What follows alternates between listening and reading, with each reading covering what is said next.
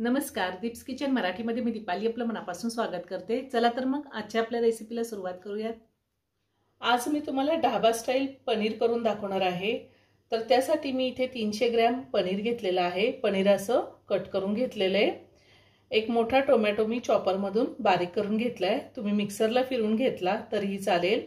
एक मोठा कांदा एकदम बारीक कट करून घेतलेला आहे। एक ढोबळी मिरची घेतलेली आणि तीही अशी कट करून घेतली आणि एक लहान साईजचा टोमॅटो घेतला, त्यामधल्या बिया काढून घेतल्या आणि तोही कट करून घेतलेला आहे। एक चमचा जिरे, एक चमचा लसूण बारीक कट करून घेतलेला आहे। अर्धा चमचा आलं बारीक कट करून घेतले। तुम्हाला जर असं आलं लसूण कट करून घ्यायचं नसेल तर तुम्ही 1.5 चमचा आलं लसणाची पेस्ट वापरली तरीही चालेल। थोडी कोथिंबीर बारीक कट करून घेतली। एक चमचा कसुरी मेथी, 4 चमचे मी इथे दुधावरची साय घेतलेली आहे। साय मी फेटून घेतली। तुम्ही फ्रेश क्रीम सुद्धा वापरू शकता किंवा दही वापरलं तरीही चालेल। जर तुम्ही दही वापरणार असाल तर ते जास्त आंबट घ्यायचं नाही। पावडर मसाल्यामध्ये मी 1.5 चमचा लाल तिखट घेतले। ह्यामध्ये बेडगी मिरची पावडर 1 चमचा आहे आणि अर्धा चमचा तिखटवालं लाल तिखट आहे। 1 चमचा धने पावडर, अर्धा चमचा जिरा पावडर, 1 चमचा किचन किंग मसाला घेतलेला आहे। जर तुमच्याकडे किचन किंग मसाला नसेल तर तुम्ही 1 चमचा गरम मसाला घेतला तरीही चालेल। पाव चमचा हळद आणि चवीनुसार मीठ लागणार आहे आणि पनीर करण्यासाठी आपल्याला तेल लागणार आहे।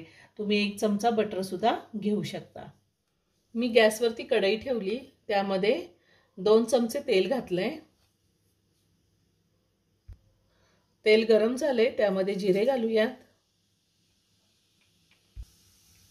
आता ह्यातच आपल्याला कांदा घालायचा आहे।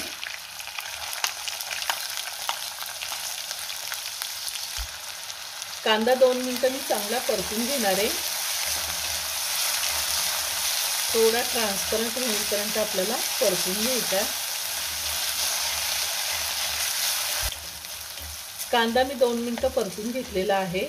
आता आपल्याला ह्यामध्ये आलं आणि लसूण घालायचं आहे।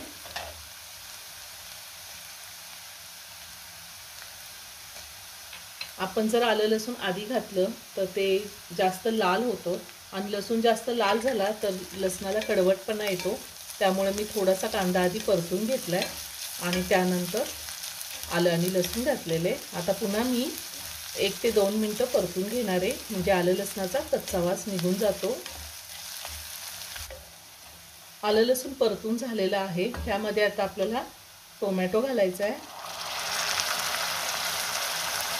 आणि पुन्हा 2 मिनिटं चांगलं परतून घ्यायचे।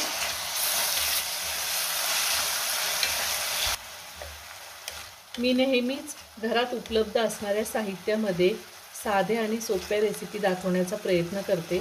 तुम्हाला जर माझ्या रेसिपी आवडत असेल तर तुम्ही रेसिपीला लाईक करा, शेअर करा आणि मला कमेंट करून नक्की कळवा।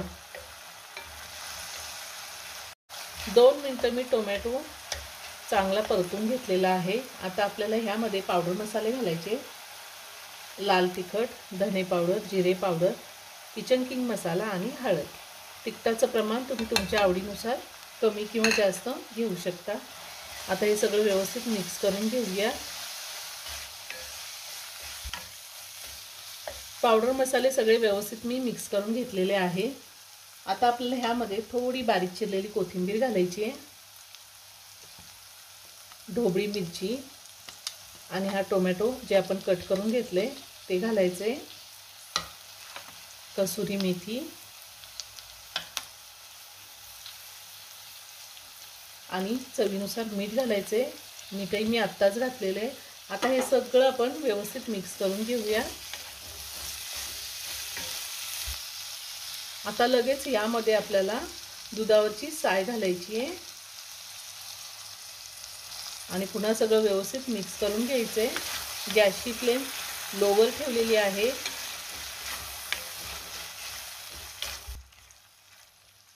आता आपल्याला किती ग्रेव्ही ठेवायची आहे त्या अंदाजे आपण पाणी घालू शकतो। साधारण मी अर्धा ग्लास पाणी घातलेलं आहे।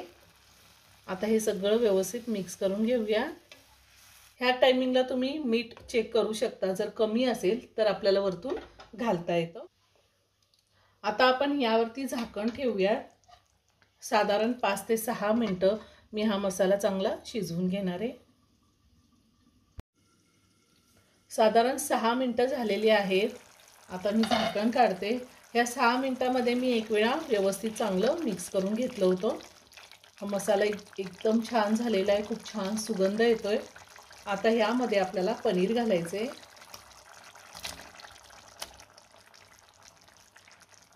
आणि हे सगळं व्यवस्थित मिक्स करून घेऊया।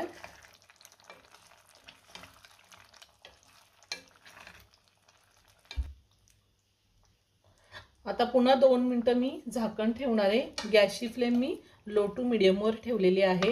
पनीर घातल्यावर आपल्याला जास्त वेळ शिजवायचं नाही, नाहीतर पनीर रबर सारखं लागतं। 2 मिनिटं झालेली आहेत। मी झाकण काढते। वरतून थोडी कोथिंबीर घालूया।